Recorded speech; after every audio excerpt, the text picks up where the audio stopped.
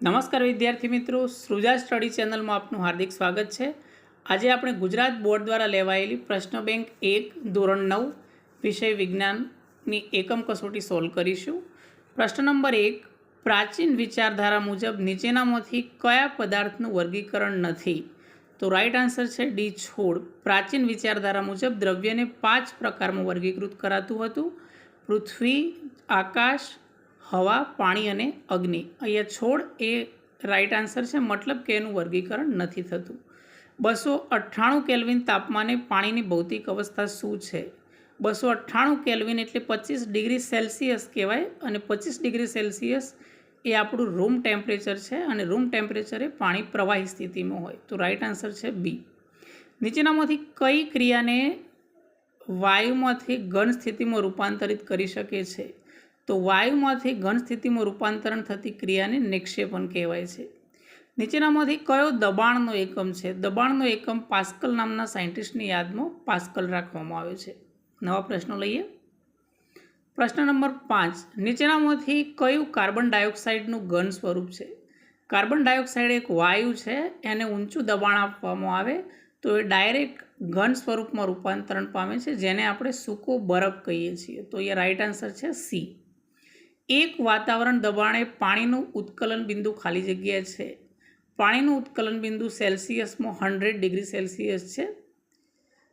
કદનું એકમ ખાલી જગ્યા છે, તો કદને આપણે ઘન મીટરમાં માપીએ છીએ, અથવા તો મીટરનો ઘન।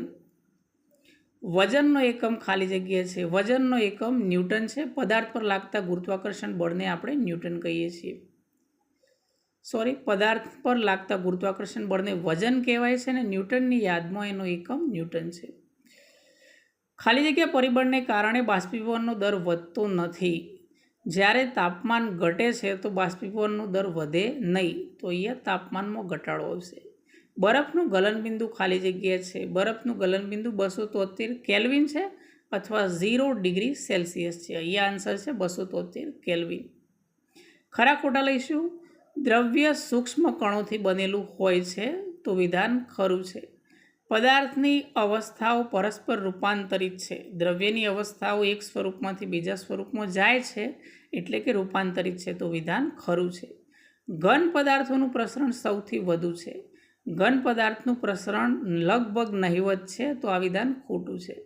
ઘનનું ગલનબિંદુ કણો વચ્ચેનું આકર્ષણ બળ દર્શાવે છે, તો વિધાન ખરું છે। ઘન પદાર્થનું ગલનબિંદુ ઊંચું હોય છે, કારણ કે એના કણો વચ્ચે આકર્ષણ બળ વધારે હોય છે। પ્રવાહીનો આકાર ચોક્કસ હોય છે, તો વિધાન ખોટું છે। પ્રવાહીનો આકાર જે પાત્રમાં ભરવામાં આવે તેના જેવો હોય છે। આપણે મોટા પ્રશ્નો હાલ ધ્યાનમાં લઈ લઈએ, કારણ કે વિડીયો લાંબો થશે। આપણે ટૂંકા પ્રશ્નો પર હાલ ફોકસ કરીશું। સેક્શન બી અંદર જોઈશું।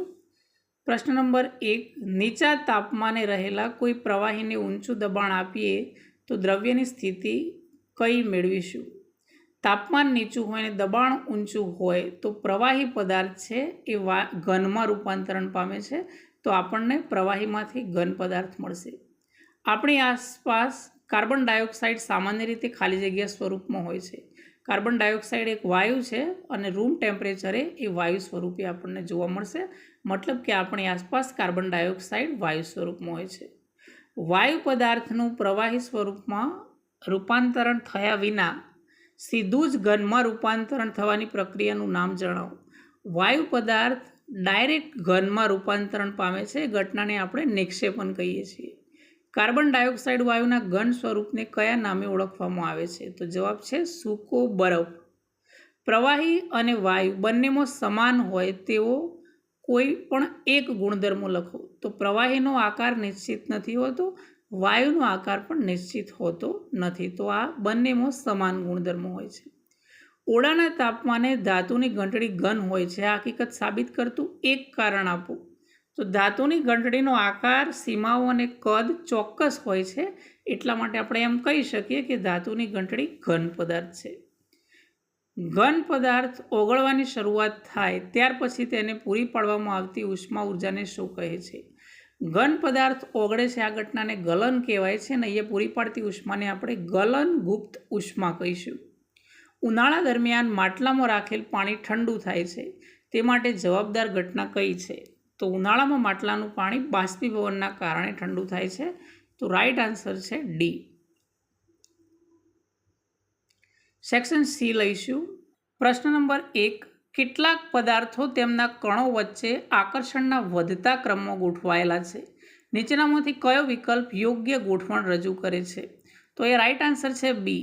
N2 વાયુ, પાણી અને લોખંડ. N2 વાયુ એટલે નાઇટ્રોજન વાયુ, જેમના કણો વચ્ચે આકર્ષણ બળ છે એ સૌથી ઓછું હોય છે. ત્યારબાદ પાણી પ્રવાહી છે, એમાં આકર્ષણ બળ વાયુની સાપેક્ષે વધારે હોય છે. જ્યારે લોખંડ એક ઘન પદાર્થ છે જેમાં આકર્ષણ બળ સૌથી વધારે હોય છે. નીચેનામાંથી સાચું વિધાન પસંદ કરો. પ્રશ્ન નંબર 2 જોઈશું. તો સાચું વિધાન છે પ્રવાહી અવસ્થામાંથી પસાર થયા વિના ઘનનું વાયુમાં રૂપાંતરણ થાય છે અને આપણે ઉર્ધ્વપાતન કહીએ છીએ. આપણે એનું ઉદાહરણ પણ જાણીએ છીએ કે કપૂરનું હવામાં મિશ્રણ થાય છે, એ ઉર્ધ્વપાતનની ઘટના છે. ઠંડા ગ્લાસ ભરેલા પાણીની સપાટી પર પાણીના ટીપા કઈ ઘટનાના કારણે જોવા મળે છે? તો ઠંડા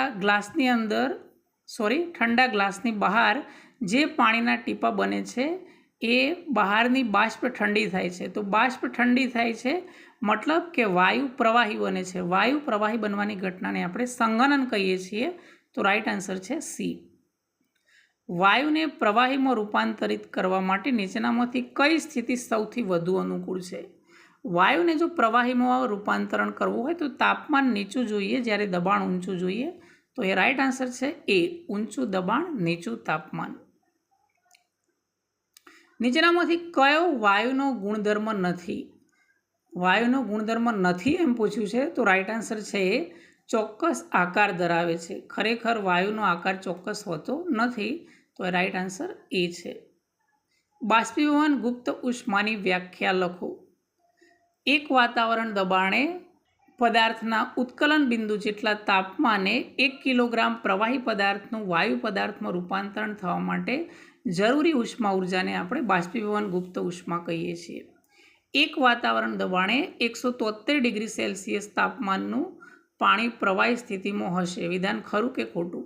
173 ડિગ્રી સેલ્સિયસ એટલે 100+ થઈ જશે, અને 100 એ પાણીનું ઉત્કલન બિંદુ છે ને 100થી વધારે હોય તો પાણી પ્રવાહી સ્થિતિમાં નહીં પરંતુ એ વરાળ રૂપે આપણને જોવા મળશે. મતલબ કે વિધાન ખોટું છે. ખાલી જગ્યા ભરો. કણો વચ્ચેનું આકર્ષણ બળ ખાલી જગ્યામાં ખૂબ જ વધારે હોય છે. ઘન પદાર્થમાં કણો વચ્ચેનું આકર્ષણ બળ સૌથી વધારે હોય છે. જ્યારે બર્નર દ્વારા ઉકળતા પાણીને સતત ગરમ કરવામાં આવે છે ત્યારે પ્રક્રિયા દરમિયાન પાણીનું તાપમાન બિલકુલ વધતું નથી. વિધાન ખરું છે કે ખોટું? તો આ વિધાન સાચું છે. જ્યારે પાણી ઉકળતું હોય તો ઓલરેડી એનું ટેમ્પરેચર 100 ડિગ્રી હોય છે. હવે બર્નર દ્વારા આપણે પાણીને ગરમી આપીશું તો એ ગરમી છે એ એની પાણીનું વરાળમાં રૂપાંતરણ કરવામાં વપરાય છે, પરંતુ એનું તાપમાન વધારવામાં વપરાતી નથી. તો આ વિધાન સાચું છે.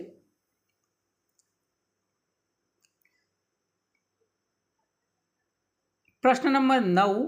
જ્યારે બર્નર દ્વારા ઉકળતા પાણીને સતત ગરમ કરવામાં આવે છે ત્યારે પ્રક્રિયા દરમિયાન પાણીનું તાપમાન બિલકુલ વધતું નથી. આ વિધાન સાચું છે, કારણ કે જ્યારે પાણી ઉકળતું હોય તો ઓલરેડી એનું તાપમાન 100 ડિગ્રી સેલ્સિયસ હોય છે, જે એનું ઉત્કલન બિંદુ છે. હવે બર્નર દ્વારા જે ગરમી આપવામાં આવે છે એ ગરમી એની અવસ્થા બદલામાં વપરાય છે, મતલબ કે પ્રવાહીમાંથી વાયુ અવસ્થામાં રૂપાંતરણમાં વપરાય છે. એનું તાપમાન બદલાતું નથી. તો વિધાન સાચું છે. પદાર્થની ખાલી જગ્યા સ્થિતિ ચોક્કસ આકાર અને કદ ધરાવે છે. તો ઘન અવસ્થા છે એ ચોક્કસ આકાર અને કદ ધરાવે છે. નીચેનામાંથી કઈ સ્થિતિમાં હાઇડ્રોજન વાયુના અણુઓ વચ્ચેનું અંતર વધશે? તો હાઇડ્રોજન વાયુના પાત્રના કદમાં વધારો. જો પાત્રનું કદ મોટું હશે તો કણો અસ્તવ્યસ્ત ગતિ વધારે કરશે અને એના કારણે હાઇડ્રોજન વાયુના અણુઓ વચ્ચેનું અંતર વધશે. પ્રશ્ન નંબર 12. નીચેના પદાર્થોને તેમના કણો વચ્ચેના આકર્ષણ બળના વધતા ક્રમમાં ગોઠવાયેલા છે. વિધાન ખરું છે કે ખોટું? તો આ વિધાન ખરું છે, કારણ કે ઓક્સિજન વાયુ છે, ત્યારબાદ પાણી અને ખોળ. તો અહીંયા આકર્ષણ બળ ઓક્સિજનનું સૌથી ઓછું, ત્યારબાદ પાણી એટલે કે વધે છે, અને ખાંડની અંદર એક ઘન પદાર્થ છે તો આકર્ષણ બળ સૌથી વધારે હશે. પ્રશ્ન નંબર 13, જ્યારે રસોડામાં ખોરાક રોધવામાં આવતો હોય તો તેની સુગંધ આપણા સુધી આવે છે. આ દ્રવ્યની કઈ વિશેષતા છે? તો દ્રવ્યના કણો ગતિશીલ હોય છે અને તાપમાન વધવાની સાથે દ્રવ્યના કણો વધારે ગતિશીલ બને છે. એક તરવૈયો સ્વિમિંગ પુલમાં પાણીમાંથી પસાર થવામાં સક્ષમ હોય છે. આ દ્રવ્યની કઈ વિશેષતા છે? તો એ દ્રવ્યના કણોની બે લાક્ષણિકતા છે. એક કે દ્રવ્યના કણો વચ્ચે અવકાશ રહેલો છે અને દ્રવ્યના કણો પરસ્પર આકર્ષે છે. શિયાળો પૂર્ણ થયા પછી આપણે ઊનના કપડામાંથી નેપ્થેલિનની ગોળીઓ રાખીને પેક કરીએ છીએ. સમય જતો આ ગોળીઓ કદમાં નાની થતી હોય છે. આ પ્રક્રિયાનું નામ લખો. નેપ્થેલિન એક ઘન પદાર્થ છે અને ડાયરેક્ટ હવામાં રૂપાંતરણ એટલે કે વાયુમાં રૂપાંતરણ પામે છે અને ઘનનું વાયુમાં રૂપાંતરણ થવાની ઘટનાને આપણે ઉર્ધ્વપાતન કહીએ છીએ. તો આ પ્રક્રિયાને આપણે ઉર્ધ્વપાતન કહીશું. તો આ હતા પ્રશ્ન બેંક 1ના ટૂંકા પ્રશ્નોના જવાબો. જો કોઈ પ્રશ્નના સંદર્ભમાં આપને કન્ફ્યુઝન હોય, કોઈ સમસ્યા હોય તો કમેન્ટ બોક્સમાં જરૂર જણાવજો. Thank you.